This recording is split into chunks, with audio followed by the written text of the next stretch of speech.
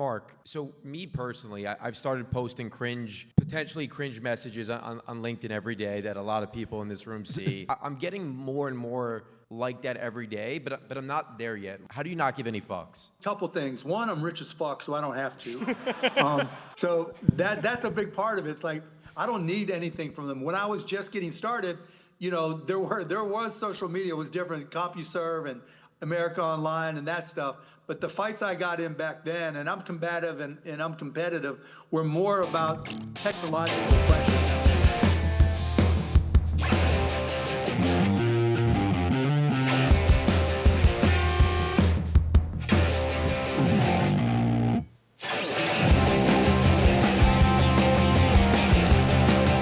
Owning, operating, selling companies.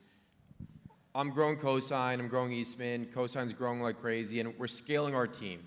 And I'm interviewing so many people, and it's really tough to identify who that best person is. We only want the best. We don't want to settle for someone that isn't the best. How do you identify what a 10Xer is? Andrew brought up a lot of great ideas and thoughts, and I agree with those, but I'll give you the hardcore truth. I suck at hiring. And one of the smartest things I was able to do was recognize that I'm a sales guy at heart and a tech guy at heart, and I sold myself on everybody who sat in front of me. And so I hired too many people who were minus 10Xs. And so I found the people that really understood how to interview people and get a feel for who that person is that would match our culture. And I think also important to that is being able to align what's important to the person you're trying to hire and their future with what's important to the company. Because you can get somebody who's really excited about their future, excited about your company, but unless you understand specifically what they want to accomplish in 1 year, 2 years, 5 years, it's going to be really hard to keep them for a long time. Particularly now, particularly with younger employees, because there was a time in the past where it's like people would want to keep a job for at least 3 to 5 years because otherwise it would look bad on their resume. Now everybody's a free agent, and it doesn't look so bad if you bounce around. It's more like, okay, you're just exploring your opportunities and your personal growth. So you have to make sure you understand what's important for that individual, and having the person who's doing the interviewing finding the right questions to get out of them, and it's different for everybody, how they will align with your corporate goals. Mark, that's super interesting. Running our operations at Cosign, I've never been a believer in culture before until we started trying to grow a team. And culture is the number one thing that I talk about with our team all the time. How do you go about building a culture? You've obviously done tremendous amounts of work on culture building and building organizations. What's something that you think is super effective to build a fantastic, high-performing culture? Well, management by walking around when they're in the office, meaning you've got to go say hi. You got to talk. And as you get bigger, you're not always going to remember everybody's name, but at the same time, you got to remember everybody's face and be willing to say hi, to find at least one factoid of what's important to them, to make them feel appreciated and respected. Because if someone feels respected, like you got their back, like, you understand at least something about them, you get the benefit of the doubt. And then when you also do things that allow them to connect to each other, particularly in a remote work environment, if you have anybody working remotely, you've got to bring the people together so that there's some personal connection. Because when there's personal connection, people tend to forgive, people tend to help, people tend to reduce other people's stress. And when there's not a connection, that makes it harder. To me, the most valuable employee always is somebody who reduces other people's stress. And anybody who's grown a business has seen it both ways. You've seen the person that creates the tornado and then pretends they solve it and thinks they're the most valuable person in the company because they solved the tornado that they created.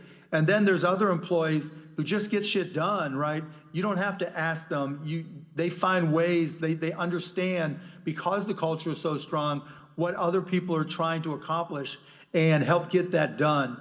And so getting to know who is who and connecting and having people connect, That's important, and the underpinning of that is communication. No company that doesn't communicate is ever going to have a good culture. For those here that want to know what the cosign culture is like, we do Barry's as a team. So this morning, our entire team went to Barry's together, and that's the cosign culture. It's not working. I can see the video. It's not working. Yeah, I wish you were here. You'd see in person. Look at this, Mark. Look, it's a big sweater. You can't see all the muscles there. Look at this. Mark, I was told that I shouldn't ask you this question, so now I really want to ask you this question. As someone who's built companies, is building companies, I struggle to know when someone's no longer a fit. You don't struggle at all. If you think it, you're probably right. But you just got to get somebody else's opinion to make sure you're right. Because sometimes, particularly as an entrepreneur, you get pissed off, right? It's like go, go, go, go, go. You don't have time to wait on people. It feels like nothing happens fast enough. It feels like other people are making all the mistakes, and that this one person is the root of the problem, or these two people, whatever it may be. But sometimes it's just because you're so caught up in, as an entrepreneur, and running the company.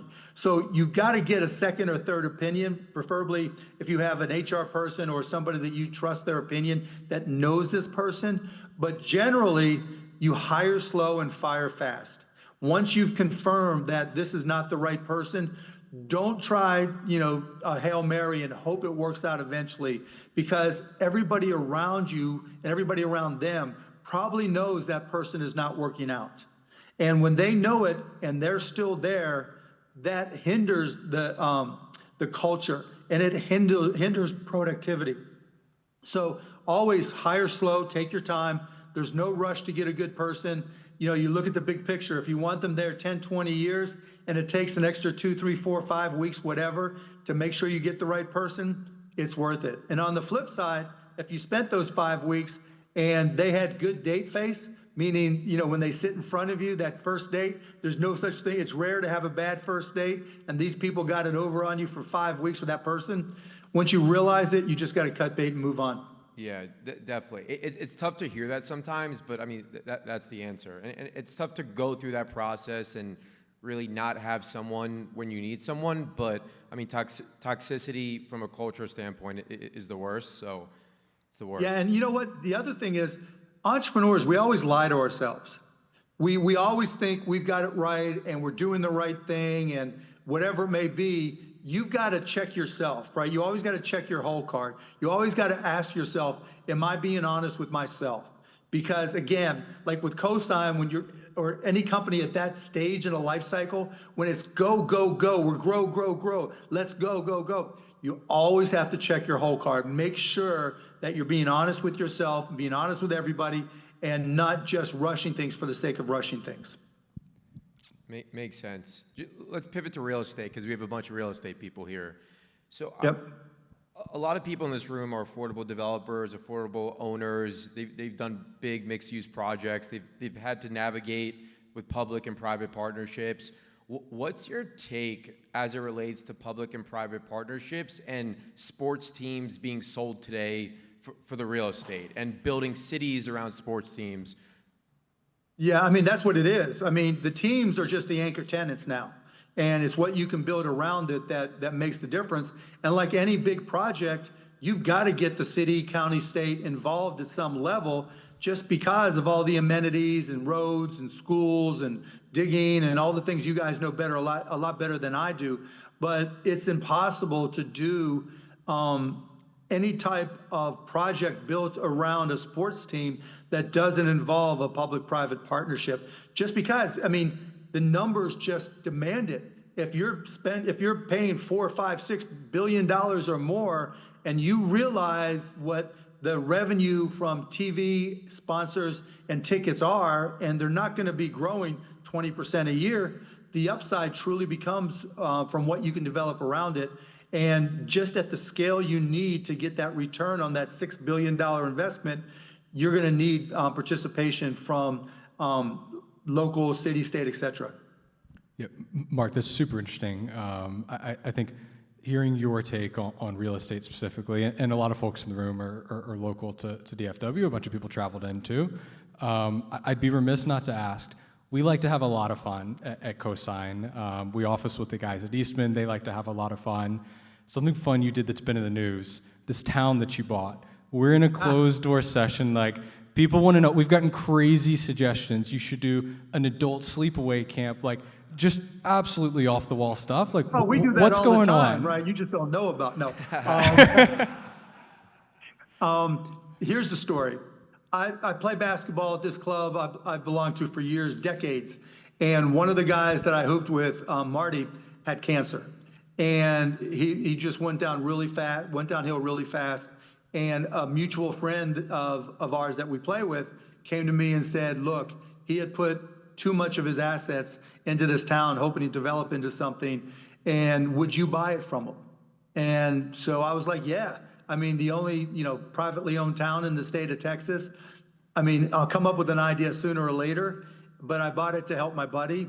In terms of what I'm going to do with it, I get lots of propositions for it, but I mean, sleepaway camp is as good as any I've heard. So that tells you. We've got so I don't have one vision for it. That's awesome. You're very, very kind and generous man. We've got a lot more suggestions like that. So I'm sure you get a bunch of stuff coming across your desk. We'll flag that one across your desk for you. There you go. We'll send you the list of ideas. Mark, I'm open. Sweet, we'll send it over. Do you invest in real estate personally? Not a whole lot. I mean, there's things that I buy that are like in proximity to the Mavs when I own the Mavs. So I bought a bunch of real estate there. When I had broadcast.com and a couple of businesses after, I would just buy up all the real estate around it for our expansion. Now with costplusdrugs.com in Dallas and Deep Ellum, we have a factory. So I bought up all the real estate around there. But I've never developed it. I mean, I don't even know how many acres around the Dallas-Fort Worth area, from primarily Dallas, that are just sitting there. Like, for those of you who know Dallas, I have like 9 acres, more than that actually, right on Northwest Highway at Preston. And it's zoned, it doesn't have good zoning, so it's just been sitting there literally for 25 years. And so we just decided to put goats on there because you get a special tax designation and the city wouldn't do anything with me on changing the zoning. So I'm like, okay, fuck it. I'll put goats on there and just save the taxes on it. My wife wanted me to put bees, but no, I wanted to like just take it to them and just say, okay, if you won't work with me, and we're on Northwest Highway. It's not like we're in the middle of a residential area. So I'm just like, fuck it, I'll put goats up there. I love that. Is there a reason you don't invest in real estate? I mean, this is a real estate room, like you're speaking to real estate audience. No, just because I don't know it. Yeah, just because I don't know. But let me tell you this. Here's what I'm looking at, and you guys can either laugh or cry or agree or disagree when it comes to real estate. I'm big into tech, big into AI, more and more so when I've invested in robotics. And we've heard a lot about humanoid robots where, robots that look and act like people, clean your house, whatever. I don't think that's the way it's going to play out. I think that homes in particular, apartments, anything residential, and even somewhat commercial, but more residential, the look is going to change as there are different form factor robots. And I don't think they're going to look like people, because when you think about it, we design any type of home to fit a person doing everything. Sure. Right? The washing machine is typically, easy to reach. The cabinets, the microwave, everything is designed for a human dealing with it. And as a result, it has to have certain parameters and considerations. I think that's going to change over the next 20 years, maybe sooner, as we get, robots that may be in the form of spiders, right? And we have drones in a house that throughout the night, are cleaning your house, but you'll be able to design a home completely differently to take advantage of that. And I also think that we'll start to see homes designed around places like Walmart or Amazon distribution centers where with full self-driving vehicles, whether they're trucks or more likely like the little robots you see on the street now delivering things. Well, imagine if it just, I can place an order and there's, an underground tunnel that goes right to the Walmart, right to the distribution center, picks up all my stuff that I need, brings it right back through the tunnel, puts it wherever it needs to be put with my new little robot that takes care of all that. You'll start designing homes differently because effectively, yeah, there's more, different accoutrements, there's different, features, over time, with new technology and everything. But still, a home design is pretty much the way a home has already been designed. And I think robots are going to change that 180 degrees. I think full self-driving devices are going to change how we deliver things 180 degrees from now. And all that needs to be built into our residential areas. An apartment building, the big move is to have, Amazon things set up so that they can just drop things off. Why not have it so that it's built so that it automatically goes up to the appropriate apartment and puts it where it's supposed to be put, or just all the things that we'll want to do to save people time.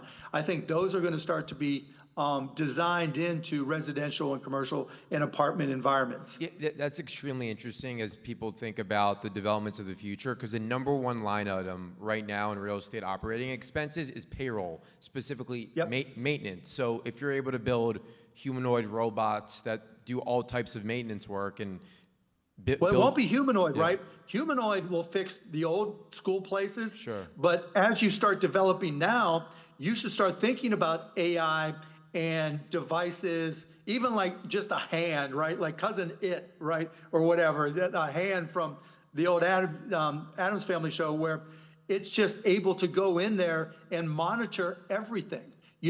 Have AI so that when the weather drops below a certain number, it automatically triggers opening or closing or heat associated with pipes, whatever it may be, right? People will come up with the right things to do, but start designing around those things, and then in terms of just managing those properties, not just, you'll use AI to do all the manual reports. And when I say AI, I'm not thinking so much generative AI like ChatGPT or Perplexity, where you're just asking it text-based questions, but more using agents where, like for our manufacturing, we have computer vision that are just little tiny, video cameras that are just faced at our manufacturing robots. And they just measure continuously. And when something gets out of whack by even a tiny bit because of moisture, whatever it may be, it just triggers it, and that trigger sets off an agent, which in turn recalibrates whatever needs to be recalibrated. And so that is going to have a huge impact on the real estate industry, because anything that breaks, you can have a camera that's the size of a button, so you don't have to worry about privacy. You just face it the right way, that using Wi-Fi or mesh networks sends you that data in real time, and using an agent that's continuously monitoring it instead of all of it going into a spreadsheet or a ledger or anything where somebody looks at it, or even software, SaaS software that reviews it, the agents will just take care of anything that's out of tolerance. And I think that's going to change it dramatically. And then the other part of payroll is, and I'll sell my own book here, your HR, your medical benefits and pharmacy benefits are going through the roof. It's probably the biggest amount of agita that you face because none of it makes sense. It's not the core competency of a CEO to know how their HR benefits work. And so I think if you've got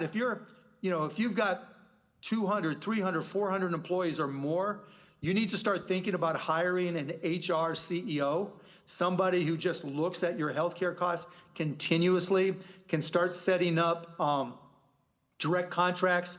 This is what I'm doing for my companies to, when I talk about these things, setting up direct contracts with hospitals and providers in all the areas we do business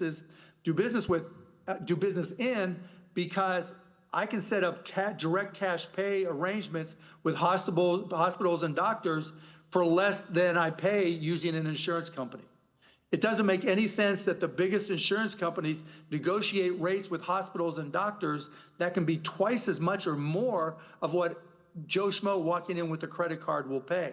But that's because the insurance companies introduce all kinds of extraneous costs that the hospitals and doctors hate. And so a big there are a lot of new things that are happening. We're getting ready to come out with a new company called Cost Plus Wellness, where we're going to publish the contracts we use with hospitals and doctors and the rates that we have. We have costplusdrugs.com, and I strongly recommend, and this is my company, I strongly recommend that you have your HR person compare the prices you're paying for medications to what we charge. And I guarantee you without even being able to see any one of you that you are getting ripped off right now, particularly on your pharmacy benefits by your PBM. They don't give a shit who you are. They will steal from everybody. And so there are ways that you can save a whole lot of money. You just have to have somebody that is really focused on your HR benefits and your healthcare benefits, because, you all probably went through what I went through before I started these companies, which was I have my guy, and my guy tells me that everybody else is going up 9%, but because he's my guy, he got me a better deal, and it was only up 6%. And then I realized that my guy was just an idiot, and he was making huge commissions off of me, and that's what's happening to you guys right now. And I can say it without knowing anything about any of your company. Doesn't matter if it's, you have 7.5 million units or seven units. You are getting ripped off in your HR benefit, your pharmacy and medical benefits. Mark, what's your thoughts on the market? The market's at all-time highs. People here, they're deal junkies. Everyone wants to buy that next deal. And if it's not real estate, they like to invest in other asset classes or the market. But the market's at all-time highs. Like, what's your take on the current economic climate, and where are you investing in outside of robotics? So public equities, it's all 7 companies, right? The rest of the markets aren't killing it at all. And the U.S. market has underperformed markets in other countries. And so while NVIDIA and Microsoft are kind of carrying the ball for everybody, it's not as great a market as people are making people believe. Personally, I own a lot of Bitcoin. I actually bought a little bit more today. That's kind of a hedge, even though gold's been a better hedge. I'm more a fan of Bitcoin. And I've put I've gone to cash. I'm kind of the Warren Buffett school, where I've made the most amount of money is when some shit hit the fan and everything just cratered, maybe just for a year, and I just started buying things when things were down. So rather than trying to mark to market and keep up with the markets now and trying to make sure I make money now, I'm good making my now 4% in a money market, knowing that it might be a year, it might be 5 years, but when it hits, it's going to be a generational upside. And when COVID hit, I crushed it, right? When the great, recession hit, I crushed it. I just, my investing style is just to be patient. Yeah, that makes sense.